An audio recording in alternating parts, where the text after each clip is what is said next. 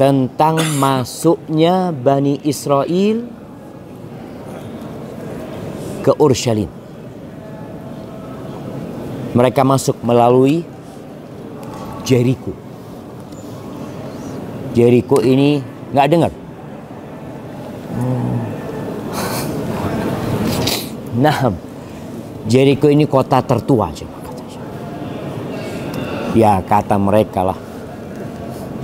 Tapi yang jelas mereka masuk dari Jericho, kemudian masuk ke Masjidil Aqsa. Mulai Masjidil Aqsa ini dibersihkan dari kesyirikan.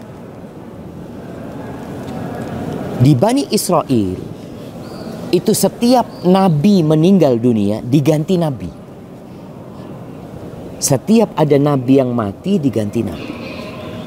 Bahkan boleh jadi di satu waktu ada 3 nabi. Contohnya di masa Nabi Isa alaihissalam. Ada berapa nabi? Ada Nabi Isa, ada Nabi Yahya, ada bapaknya Nabi Yahya, Nabi Zakaria. Kumpul tuh. Kemudian cerita di surat Yasin, Allah kirim 2 nabi. Fa'azzaznahu bi thalithin, lalu kami kirim yang ketiga. Sedangkan setelah Nabi Muhammad SAW nggak ada nabi, yang ada pewaris para nabi, yaitu para ulama. Kemudian jamaah, Bani Israel memakmurkan Masjidil Aqsa. Namun tidak berlangsung lama. Di zamannya Nabi Daud alaihissalam dan Nabi Sulaiman itu puncak kemakmuran Masjidil Aqsa. Bagaimana tidak? Yaman itu takluk dengan Nabi Sulaiman. Yaman. Kira-kira Yaman dari sini berapa kilo ya? Insya Allah mungkin 2000 lebih lah. Iya, Yaman itu takluk. Sabak, bagaimana Ratu Balqis yang di sana takluk sama Nabi Sulaiman. Dimanapun, Insya Allah. Nabi Sulaiman kalau mau berangkat itu pakai angin jemaah. Jadi kendaraannya berangkat sama. Di antara pasukan Nabi Sulaiman itu jin. Nabi Sulaiman disebutkan riwayat-riwayat Israiliyat yang kata Ibnu Katsir, ya diceritakan.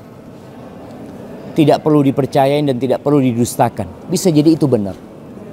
Setiap hari di Masjidil Aqsa ini tumbuh pohon. Kemudian Nabi Sulaiman bertanya, kamu pohon apa? Nyebutkan namanya. Untuk apa engkau diciptakan? Kata dia, untuk obat. Kalau untuk obat ya sudah, diperuntukkan obat. Tapi kalau untuk ditanam, ditanam di tempat-tempat yang memang layak untuk ditanamin pepohonan tersebut. Suatu hari tumbuh pohon. Ditanya sama Nabi Sulaiman, Mas Muki, siapa namamu? Al-Kharubah. Namaku kebinasaan, kehancuran. Engkau diciptakan untuk apa?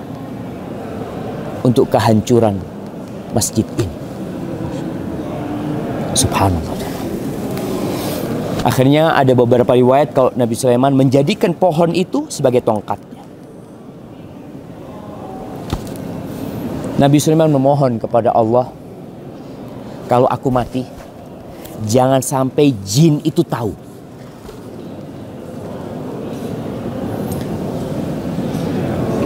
Nah, boleh dikerasin, mati. Aplikasinya mati. Putus-putus. Sinyalnya. Bisa pinjem mic masjid? Taib, anak akan lebih keras sedikit. Ustadznya dikasih air. Mana airnya kita orang Mustafa? Insya Allah. Bismillah.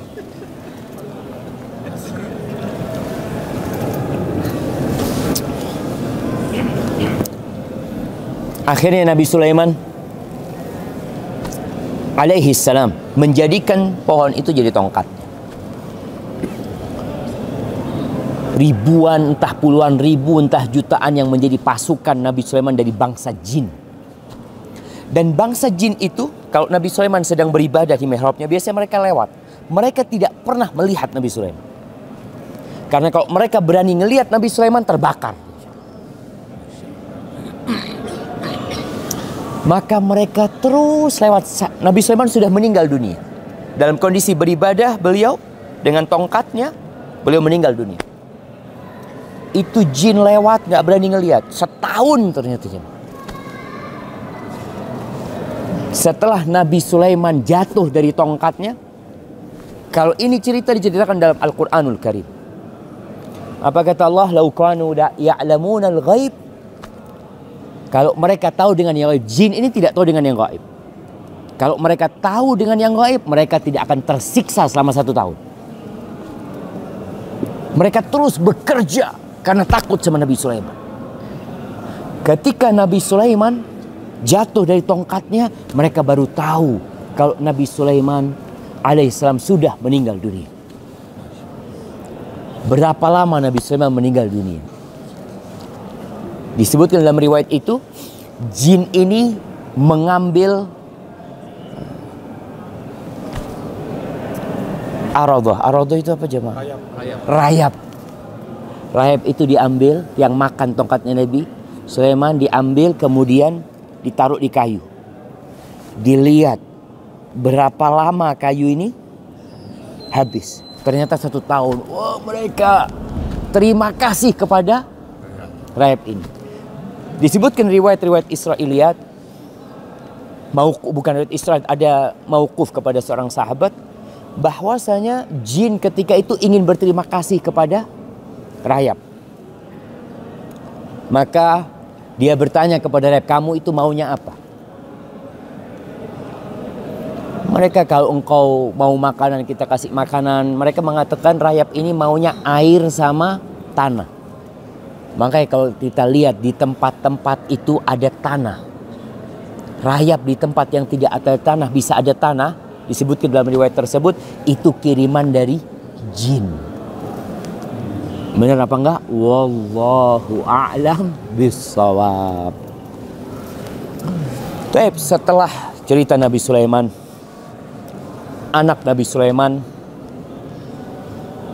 bertikai, membagi kerajaan Bani Israel ini.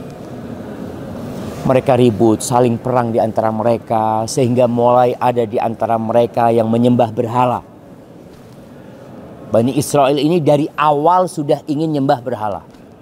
Kita tahu ceritanya, ketika mereka selamat dari kejaran Fir'aun, melihat orang-orang menyembah berhala, apa kata mereka? Ij'al lana ilahan kama lahum alihah. Bikinkan kami sesembahan seperti mereka. Itu minta Bani Israel. Akhirul kalam, ketika terjadi kerusakan, ada nabi yang diutus oleh Allah di Bani Israel ini, namanya Urmia. Disebutkan itu namanya Urmia. Ibnu Katsir menyebutkan hal itu. Dia mengatakan kepada kaumnya, kalian bertakwalah kepada Allah. Kalian tinggalkan kemaksiatan. Ketika kalian terus berbuat kemaksiatan, mungkin kalian masih terpedaya dengan nenek moyang kalian, yang Allah berikan kejayaan kepada mereka, yang Allah berikan kemenangan kepada mereka. Mereka diberikan semua itu karena ketaatan mereka kepada Allah Azza wa Jalla. Urmia itu naik di atas batu, jemaah. Batu yang ada di bawah Qubbatus Sakhra itu. Bani Israel kumpul di Masjidil Aqsa, dia sampaikan itu, tapi mereka tidak mau mengindahkan hal itu. Subhanallah, pasukan dari Babilonia sudah datang. Tapi mereka sudah datang ke Damaskus. Damaskus menyerah. Dikuasain tanpa peperangan.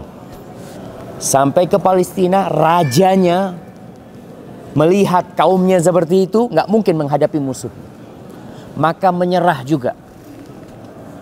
Kemudian Bukhtanasar ini, panglima perangnya, dia minta tawanan-tawanan yang dijadikan ya sebagai jaminan kalau mereka tidak akan memberontak. Ada dari ulama-ulama mereka, ditaruhlah di sini oleh Bukhtanasar. Ana baru kebayang jamaah, baru kepikiran tadi, negeri itu meletakkan pangkalan militer. Jadi dia letakkan pangkalan militer di Damaskus. Karena dia dari Babilonia di Irak sana. Meletakkan pangkalan militer di Palestina. Ketika Bukhtanasar berangkat dengan pasukannya pulang, ternyata rajanya yang mengadakan genjatan senjata dengan Bukhtanasar ini dibunuh oleh kaumnya. Engkau itu penakut, seharusnya kita melawan macam-macam. Ketika dibunuh, wakil Bukhtanasar yang ada di pangkalan militer sini kasih kabar kepada Bukhtanasar bahwasanya Bani Israel melakukan kekacauan di sini. Oh, kirim surat, bunuh semua jaminan mereka. Aku akan datang. Tunggu aku. Ketika datang ke sini jemaah, dihancurkan Baitul Maqdis. Kira-kira 70.000 yang dibunuh ketika itu. Masya Allah. Ada suara apa jemaah? Nah, dan 70.000 ditawan, dibawa ke Babilonia, pindah. Jadi kalau tahu namanya ibu kota Israel apa? Tal Abib. Tal Abib itu nama bukit yang ada di Babilonia. Mereka mengenang, dipindah ke sini sama mereka nama tersebut. Dipindah ke Babilonia sampai 70.000. Mereka ditindas oleh Bukhtanasar. Salah satu yang dibawa sama mereka nabi yang namanya Nabi Daniel. Dibawa ke sana. Ini ingat riwayat ini disebutkan dalam Qasasul Anbiya, kisah-kisah para nabi yang disebut, yang ditulis oleh Ibnu Katsir. Kemudian dari sana mulai rajanya ini kasihan. Ada banyak sebab yang menyebabkan, yang mendorong rajanya kasihan dengan Bani Israel. Singkat cerita, diperbolehkan Bani Israel untuk balik. Kejadian ini sebelum Nabi Yahya dan Nabi Isa. Akhirnya mereka diperbolehkan untuk balik ke sini. Baliklah ke sini.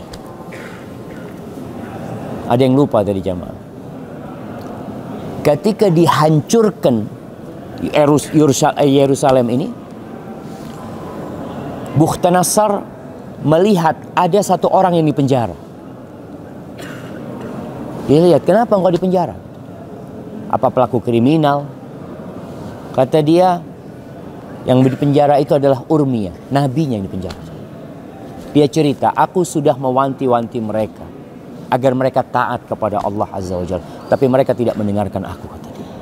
Akhirnya sama Bukhtanasar dibiarkan nabi ini. Tidak dibawa ke Babilonia. Negeri ini hancur.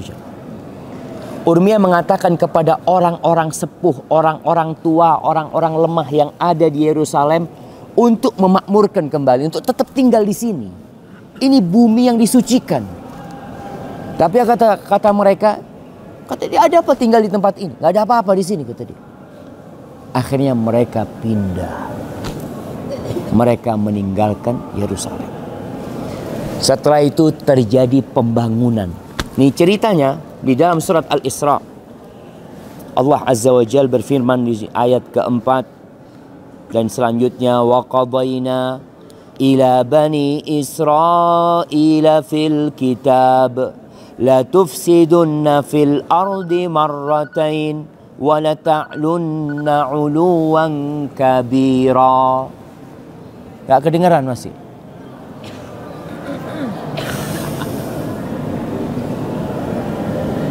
Apa solusinya? Dulu belum ada mikrofon. Kadangkala Imam Ahmad kalau isi kajian yang hadir itu 5.000.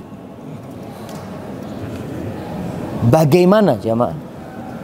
suara itu bisa tersampaikan ke 5.000 orang. Ada yang ngulangi. Jadi setiap berapa meter nyambung. iya, iya memang, kalau enggak gimana 5.000 orang akan dengar? Yang kedua, di antara yang menyebabkan suara itu bisa sampai dengan jumlah yang banyak itu mihrab. Antum tahu mihrab itu? Mihrab itu memantulkan suara. Kemudian kubah-kubah. Kalau ke Masjid Nabawi akan melihat kubah-kubah kecil. Ada banyak kubah-kubah kecil di Masjid Lama ya. Di daerah Raudhah sana, itu kubahnya kecil-kecil aja. Ternyata itu salah satu sarana untuk memantulkan suara. Siapa yang mau jadi pemindah suara Ustaz? Ana minum lagi jemaah. Oh ini apa? Enggak. Haga kata? Hagi. Enggak di apa? Bukan dikunci. Dia akhirnya telepon lagi, aneh nggak connect. Enggak, kalau ada yang telepon nggak connect jemaah. Soalnya bukan telepon WhatsApp. Iya, pakai WhatsApp bisa nyambung. Nah, tunggu jamaah, ini ada yang Taib, ana matikan. Pakai wifi. Pakai wifi-nya. Tidak bisa dimatiin. Telepon bisa di airplane, wifi. Di airplane. Tunggu sebentar jamaah.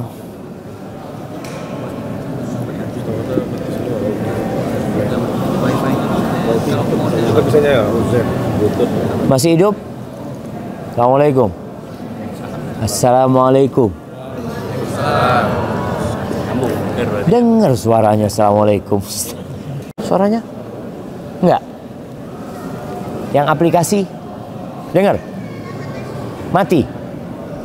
Ana hidupin lagi bentar. Bismillah. Oh, internetnya mati jemaah. Hah? Jelek juga. Jelek juga.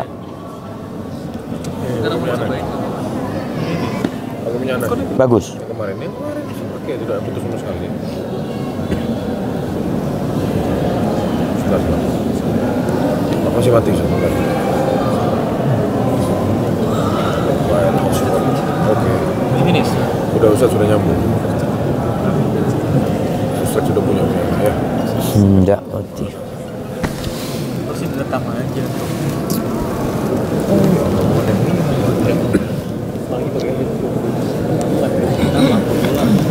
Baik, jemaah rahimakumullah. Dengar suaranya. Gini terus.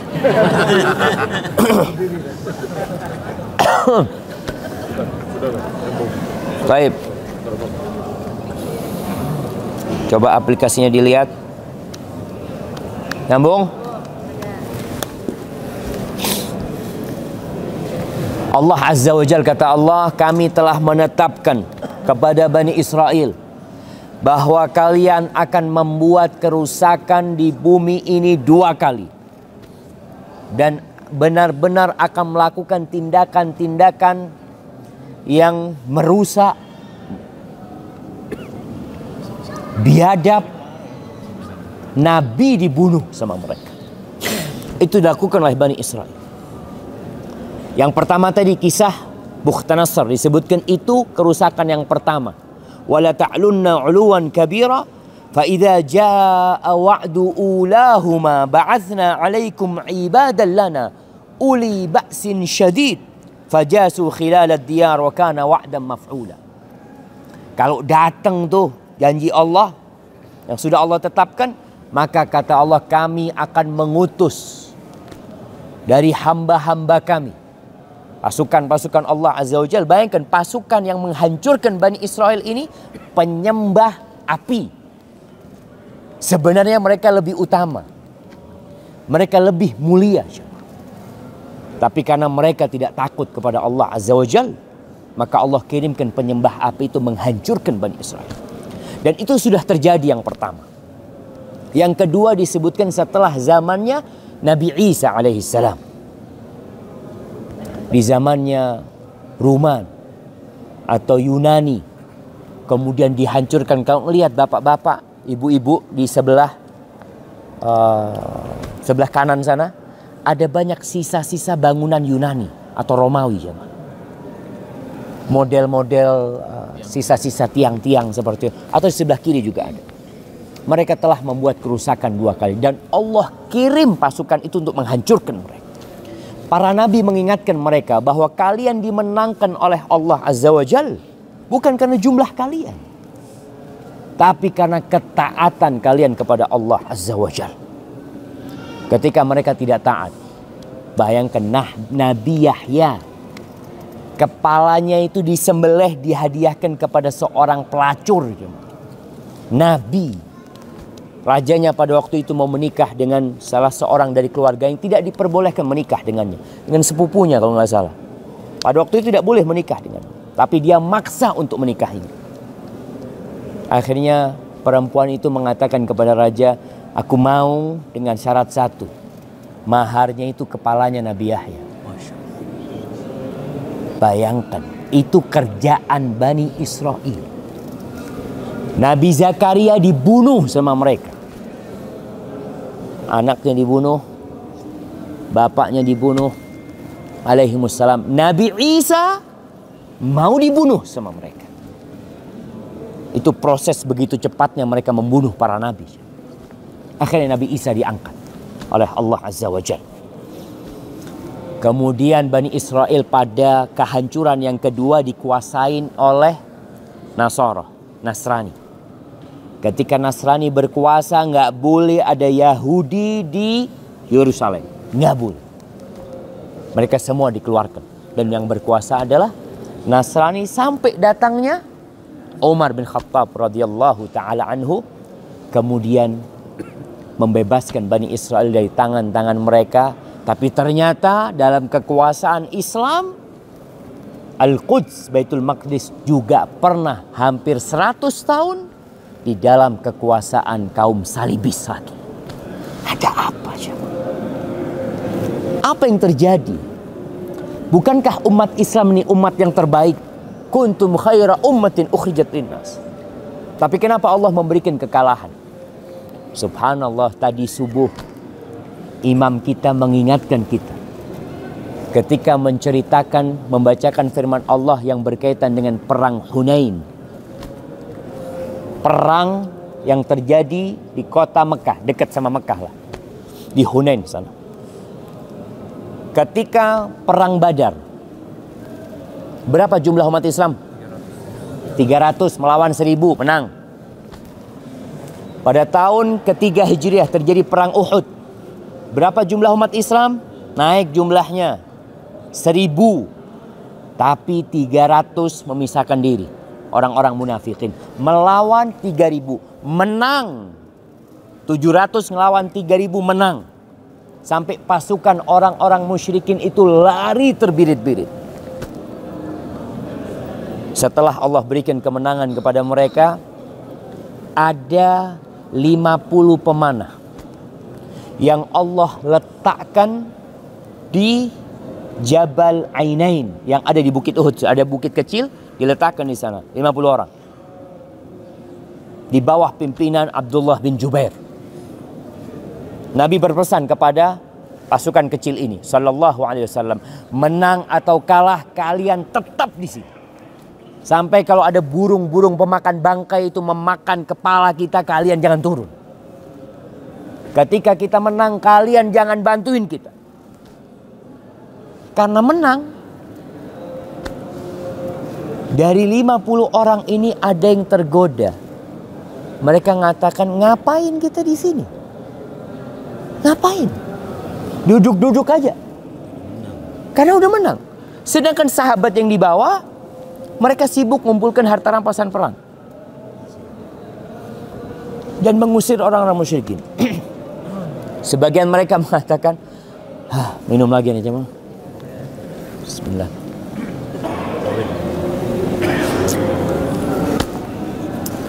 Akhirnya dari 50 orang ini, kira-kira yang turun 35 orang. Abdullah bin Jubair mengatakan, ingat wasiat Rasul sallallahu alaihi wasallam, menang kalah tetap di sini. Mereka berijtihad. Allah mengatakan, minkum man yuridud dunya wa minkum man yuridul akhirah thumma sarafakum anha. Ada yang ingin dunia di antara kalian, ada. Dan ada yang ingin akhirat. Akhirnya kemenangan itu hilang menjadi kekalahan. Gara-gara satu perintah dilanggar, habis. Perang Khandaq, 3.000 melawan 10.000. Menang apa kalah? Menang. Apakah mereka menang karena jumlah mereka? Karena persenjataan mereka? Karena Allah Azza wa Jalla yang mengirimkan pasukan. Angin yang memporak-porandakan orang-orang musyrikin. Baik, kemudian tahun ke-8 Hijriah terjadi penaklukan kota Mekah.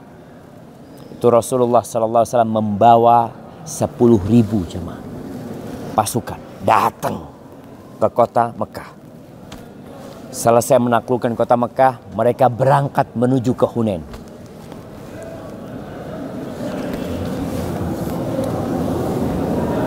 Bismillah. Berangkat ke mana? Hunain. Berangkat ke Hunain. Pasukannya bertambah 2.000. Karena ada orang-orang Mekah yang ikut bersama mereka yang masuk Islam. Mereka dengan jumlah yang besar, dalam sejarah itu jumlah terbesar pasukan umat Islam pada waktu penaklukan kota Mekah. Apa kata mereka? Lan nughlab min qillah. Kita nggak mungkin dikalahkan karena jumlah kita banyak. Kita nggak sedikit sekarang. Zaman dulu perang itu dengan jumlah. Karena senjatanya ya sudah pedang. Nggak mungkin satu orang akan membunuh 10 orang. Dia harus satu persatu. Atau ada panah mungkin yang lebih bisa dengan jarak jauh. Tapi dengan jumlah yang banyak, itu adalah tanda kemenangan buat mereka. Sehingga kalau melihat Inggris itu pernah memerangi KB. Diperangi sama Inggris. Kenapa? Karena ketika jumlah tentaranya sedikit, kalah kita itu. Mereka akhirnya berusaha memperbanyak jumlah anak di Inggris pada waktu perang dunia. Taib dengan jumlah 12.000, mereka mengatakan kita nggak mungkin terkalahkan karena jumlah kita sedikit. Kita banyak sekarang. Allah mengatakan, wa yauma hunainin idh a'jabatkum kathratukum falam tughni ankum syai'a wa dhaqat 'alaikumul ardu bima rahubat thumma wallaitum mudbirin. Ingat kalian ketika perang Hunain, ketika kalian ujub dengan jumlah kalian. Ujub, merasa jumlah mereka banyak tidak akan terkalahkan. Ternyata jumlah itu nggak berguna sama sekali buat kalian. Itu para sahabat yang 12.000. Nabi SAW berada di depan jemaah. Ketika masuk ke lembah yang ada di Hunain, ternyata pasukan Hawazin itu sudah siap menanti mereka. Mereka dilemparin dengan panah. Disebutkan 12.000 itu lari terbirit-birit. Kira-kira tinggal 100 orang. Di situ ada Rasul SAW. Nabi memanggil mereka, mereka lari. Suara Nabi tidak sekeras Abbas. Ya Abbas, Abbas panggil mereka Abbas. Ya ashabas samurah, Abbas teriak. Karena itu di lembah jamaah, dipanggil mereka suruh datang semua, balik mereka jamaah. Subhanallah. Jadi kita dimenangkan bukan karena jumlah. Kondisi umat Islam ketika ditaklukkan oleh Salibiyin pada abad ke-5 Hijriah, itu subhanallah, kaum Salibis itu tidak perlu perlawanan atau perlu peperangan yang sangat dahsyat. Kadang-kala jumlah mereka cuma 10 orang bisa mengalahkan satu kampung. Karena jumlah modelnya kampung-kampung seperti itu. Apalagi kalau melihat kesatria salib itu, mungkin sekarang kita bisa melihat yang mereka pakai baju ada salib merah. Baju merah, salibnya putih kalau nggak salah. Iya, kebalik ya. Putih, salibnya merah. Nah, itulah pasukan kesatria yang paling ditakutin oleh umat Islam. Jadi mereka benar-benar dididik oleh gereja-gereja yang ada di Prancis sana, yang ada di Jerman, yang ada di Eropa sana. Habis umat Islam. Kalah. Kaum salibis masuk ke sini, bayangkan. Darah yang ada di Masjidil Aqsa itu sampai setengah betis.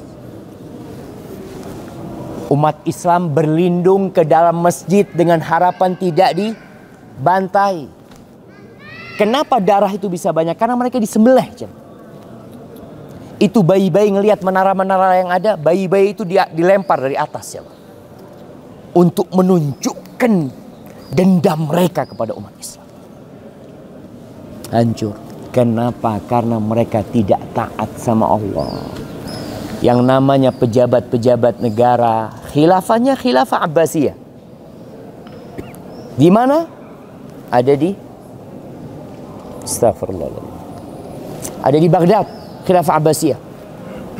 Kemudian kalau lihat Mesir pada waktu itu di bawah kekuasaan Safawiyah atau di bawah kekuasaan Fatimiyah, Syiah Fatimiyah, yang mereka hanya berpikir syahwat, yang namanya kawin mut'ah terus sampai kehidupan mereka. Syiah Fatimiyah ini dalam setahun itu memiliki puluhan perayaan, ya untuk bersenang-senang saja. Mereka lupa dengan tujuan diciptakan mereka. Maka Masjid Aqsa habis hilang. Muncul Salahuddin. Salahuddin membebaskan kembali. Kalau ngelihat ceritanya Salahuddin, subhanallah ya, bagaimana perjuangan dia untuk membuat umat Islam bertakwa. Bukan dengan persenjataan aja.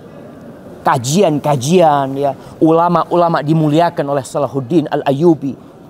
Awalnya Salahuddin Al-Ayyubi ini gubernur yang ada di Mesir. Dia bersihkan Mesir dari Syiah pada waktu itu. Maka dengan itu Allah memberikan kekuatan kepada umat Islam. Tapi pada awal abad 1918, Palestina, Yerusalem jatuh kembali di tangan orang-orang Salibin. Tapi kalau yang dulu Nasoro yang datang, yang sekarang juga Nasoro, tapi di dalam mereka ada Yahudi. Seharusnya orang Nasrani itu benci sama orang Yahudi. Kenapa? Nabinya dibunuh. Nabinya dibunuh. Kok bisa sekarang mereka bangga pakai salib? Padahal salib itu lambang penindasan buat mereka. Nabinya dibunuh sama orang-orang Yahudi. Itu kan menurut mereka. Menurut kita Nabi Isa diangkat oleh Allah Azza wa Jalla. Jadi orang-orang Nasrani ini termasuk orang-orang yang tersesat. Mereka Inggris ketika datang ke tempat ini pada tahun 1948 sudah meletakkan pemukiman-pemukiman Yahudi. Membangun koloni-koloni buat mereka. Kemudian Inggris meninggalkan Palestina dan Israel langsung mengumumkan adanya negara yang namanya Israel.